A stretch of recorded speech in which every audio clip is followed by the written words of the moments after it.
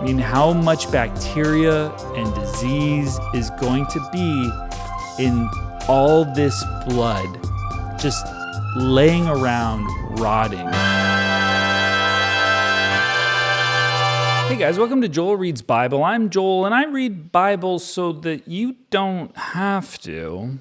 I say that, but it's a little bit of a trick because what ends up happening is you end up reading Bible with me. We're reading Bible together, and yes, misery loves company.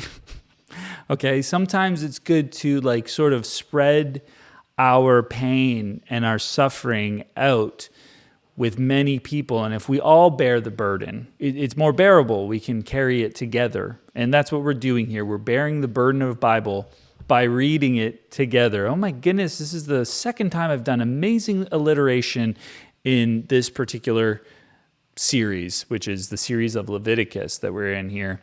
And Leviticus is a gross book so far. It's pretty gross, and it's wearing us down. You know what I mean? It's one of those things where Bible knows what's coming. It's going to be more brutality, you know? In Exodus 32, Yahweh killed about 3,000 people, telling their friend and brother and neighbor to go and do it to them. And that was pretty harsh, but I have a feeling that that's just slowly amping it up, you know? He killed and Onan for, well, we don't really know why, but just boom, dead. And we were like, that's crazy, you know? But I think we're just amping up to something even worse. You know, he's hinting at sacrificing babies, you know, but I think there's going to be a time when things just go off the rails completely, you know, just right off the deep end. So I'm bracing for that. And I think that this stuff about all the horrific and disgusting sacrifices is just to get us used to the gratuitous spilling of blood. Just blood being spilt, sprinkled, and smeared all over the place, dripping off of altars, being squeezed out of birds, people sloshing around in a puddle of blood that's almost like probably mud wrestling, but it's blood wrestling. Just killing animal after animal, herd after flock. I think it's working. It's making me a little bit, numb to it. It's more kidneys, more liver. Yeah, enjoy the fat, God. That sort of thing. But we're in Leviticus 4, and I don't want to spend too much time. I want you to subscribe. I want you to like the video, and I want you to comment on it. Do that now. And if you do that, then I'll start the chapter. Oh, you did it. Great, thanks. Yahweh spoke to Moses, saying, "Speak to the children of Israel, saying, if anyone sins unintentionally in any of the things which Yahweh has commanded not to be done, and does any of them, if the anointed priest sins as to bring guilt on the people, then let him offer for his sin which he has sinned a young bull without defect to Yahweh for a sin offering." Okay, so this is somebody that's you know what? I don't know that I have sinned. I'm not sure that I have. Or maybe I did accidentally sin a little bit. I did accidentally beat a slave to death. I know I should have stopped. I was just enjoying it so much. His wife, who I also own, she was screaming, and that just goaded me. It was almost like cheering me on, and I was just beating this slave. And usually I'll stop before he dies. Usually I'll stop at a certain point, so that it's just a couple days bed rest and he's back to hobbling around doing what I tell him to do. But in this case, I just went too far and I accidentally killed him. I didn't mean to. It was unintentional. I would like to bring a young bull for this sin that was just not on purpose. And the priest is like, hey, we've all been there, man. Trust me. Trust me. Yes, I know what it's like to kill a slave. And there are punishments, and those punishments are maybe this. We don't really know what the punishment for killing a slave was. It doesn't really spell that out, but I bet you it's killing a young bull. I bet you that's going to be enough because it's just a sin. He just went against one of the laws, which was don't kill a slave. And certainly we didn't hear, and if you do kill a slave, you get stoned. He shall bring the bull to the door of the tent of meeting before Yahweh, and he shall lay his hand on the head of the bull and kill the bull before Yahweh. Yahweh's like, do the killing. Just lay the hand really quick. Like, don't take too much time. Just go like that and then kill it. You know, like some of you have been like holding it there for like 30 seconds, and I'm just like jonesing to see some blood spilt. Kill it. The anointed priest shall take some of the blood of the bull and bring it to the tent of meeting. The priest shall dip his finger in the blood and sprinkle some of the blood 7 times before Yahweh, before the veil of the sanctuary. Yahweh's like,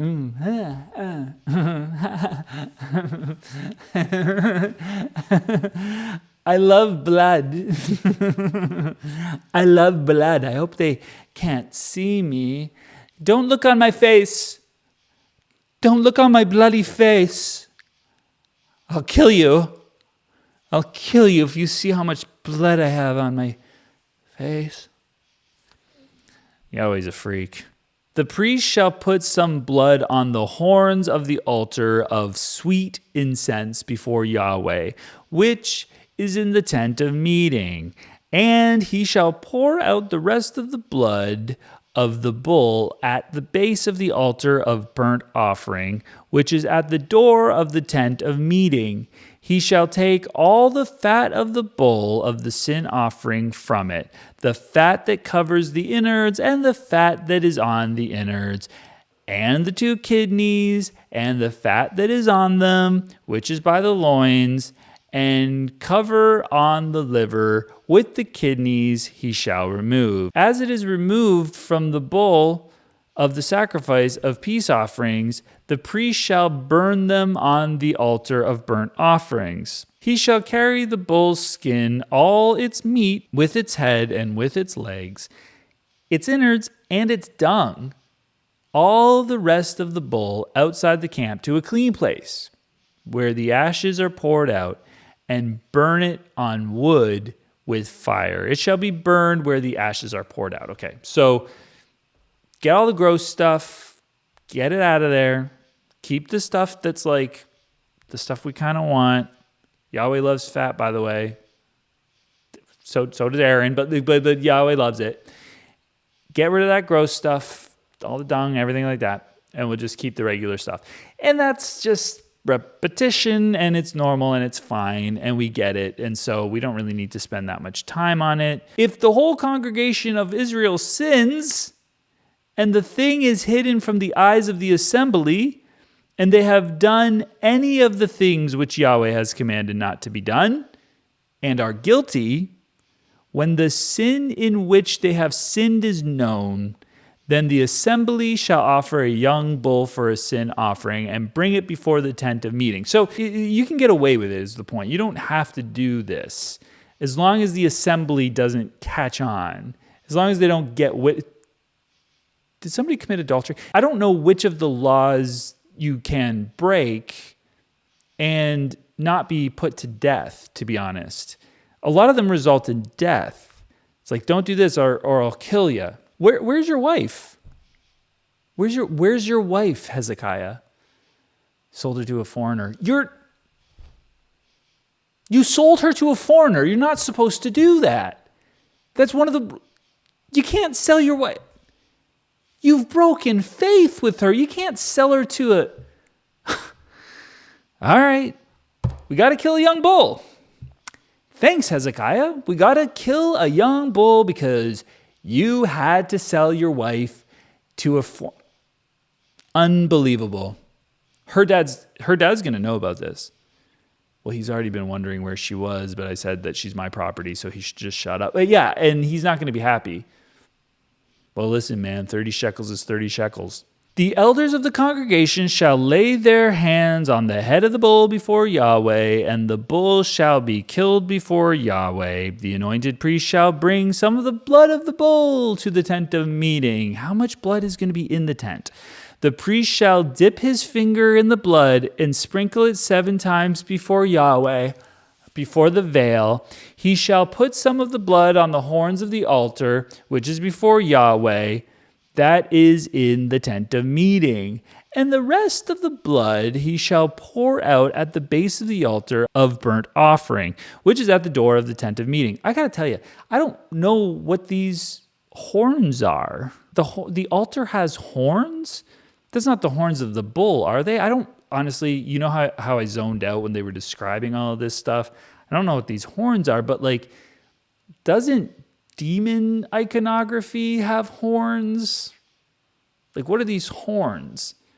I know that there's some people that believe that Moses had horns, by the way. I don't know if you know this, a little bit of lore. I don't know what verse it is, but it can be translated as he's horny. I don't know if that factors in here, but this book, the more you read it, the more you're like, is Yahweh just a demon? Like, is he just the ultimate demon? You know, he's just like super devil in this particular story, because it's like a lot of blood flowing, and then now we've got horns on altars. Like, it just seems very dark to me. And I used to picture it in a very light, beautiful way, but rereading this like this, it does give me the sense of evil. I don't even believe in evil, but if evil were a thing, this is that kind of dark sort of evil iconography, like I say. All its fat he shall take from it and burn it on the altar. He shall do this with the bull as he did with the bull of the sin offering. Oh, finally. So he shall do this, and the priest shall make atonement for them, and they shall be forgiven. He shall carry the bull outside the camp and burn it as he burned the first bull. It is the sin offering for the assembly. I'm not sure what this assembly thing means. There's a couple things that I'm thinking about. One is the priest shall make atonement. Isn't the bull making the atonement? Like, isn't the bull taking on that role? The bull is dying so that this guy is free from sin. It's the bull that's doing it. The priest is there. He's kind of like the custodian of the atonement, if you will. He's the arbiter. Is that a good word for it? The priest isn't really doing the atonement, is he? I know the priest is consecrated and he's holy or whatever any of that means. I would give the bull a lot more credit. And also the guy that's brought the bull, it's a sin offering for the assembly. Is this bull just like one bull for all of them? It's like the Lord of the bull, you know, like they just have to kill one bull and the whole assembly is atoned. Is that how that's working? Or is it something that's like everyone does their own bull? Or is it a matter that I have sinned and I don't do some sort of a sacrifice, then my sin is everywhere. We all share the sin, and so we will all be punished because God loves to do that, right? I wouldn't put it past him. I could do something heinous, and then like everyone else in the tribe is going to get in trouble too. That's Yahweh, you know. He doesn't see individuals. He just sees a people, generations, you know, bloodlines. He doesn't see like, oh, hi, I'm one guy, you know, unless you're Abraham, Isaac, or Jacob. But I don't think it's really that clear. Could be any one of those options. When a ruler sins and unwittingly does any one of all the things which Yahweh his God has commanded not to be done, and is guilty, if his sin in which he has sinned is made known to him, he shall bring as his offering a goat, a male without defect. A goat is probably worth less than a bull, right? It's like, yeah, you're the elite. You don't have to spend as much to be atoned.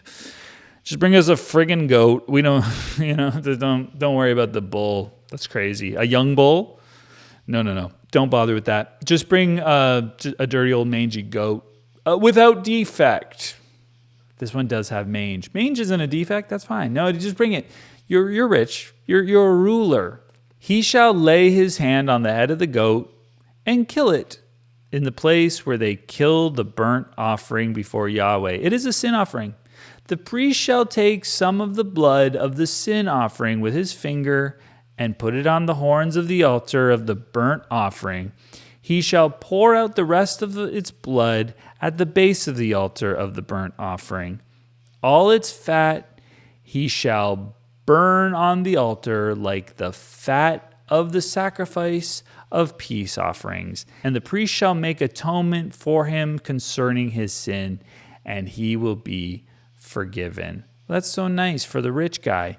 Have you ever got like a chicken or maybe some ground beef or something like that, and it's got that like weird sort of menstrual pad-ish type of thing in the bottom of the styrofoam? I don't know if this is the same in every country, but that's the way they have it here in Canada. It just like maybe sits overnight. You just like, it's on the counter. You don't like get rid of it right away. Or you throw it in the recycling and it's summer and later on you go down there. The stench of the juices and the blood that's in there is horrific. It's just that dead animal smell that's just so gross. They're pouring a goat's worth of blood at the base of the altar, like over and over again. And I don't know if they're digging out that sand that's there or what is on the ground, to be honest. And they're killing things outside. That's going to have blood all over the place. This is going to stink so bad. And I've commented on it, but I really want you to pay close attention to how disgusting this has got to smell. This is not normal. This is not healthy. I mean, how much bacteria and disease is going to be in all this blood just laying around rotting? Unless we get a cleanup crew verse or chapter where it's like, after every sacrifice day, someone comes in with a rake and a shovel and replaces the sand, trucks it off in a cart way, way, way far away so you don't have to smell it, burns up that particular sand or something. They're trying to mask the smell with all sorts of incense and magical, mystical, holy perfumes or whatever. You can tell what they're doing because it's just going to reek in there. If anyone of the common people sins unwittingly in doing any of the things which Yahweh has commanded not to be done, and is guilty, if his sin which he has sinned is made known to him, then he shall bring for his offering a goat, a female without defect.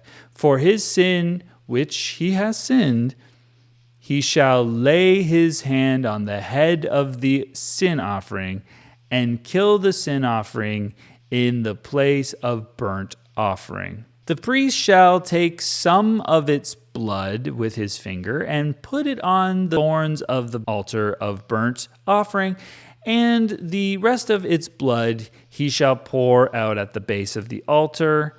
All its fat he shall take away, like the fat taken away from the sacrifice of peace offerings, and the priest shall burn it on the altar for a pleasant aroma to Yahweh.